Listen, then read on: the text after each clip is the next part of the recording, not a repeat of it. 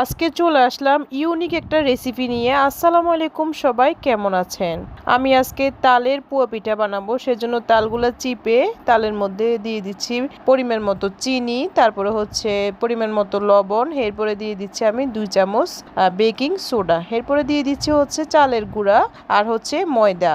চাইলে আপনারা এখানে আটাও কিন্তু ব্যবহার করতে পারবেন। আমি কিন্তু ময়দা দিছি, আপনারা চাইলে আটাও ব্যবহার করতে পারবেন। তো এগুলোকে ভালো করে একসাথে ভালো করে মিক্স করে ফেলবো। পুয়া পিঠার কাই যেভাবে ধরে আর কি, মানে পুয়া পিঠার ব্যাটার যেভাবে ধরে ওভাবে হচ্ছে ব্যাটারটা রেডি করে নেবেন। তা আমি ওভাবে ব্যাটারটা রেডি করে নিছি, এখন সুন্দর করে বানিয়ে নেওয়ার ফালা।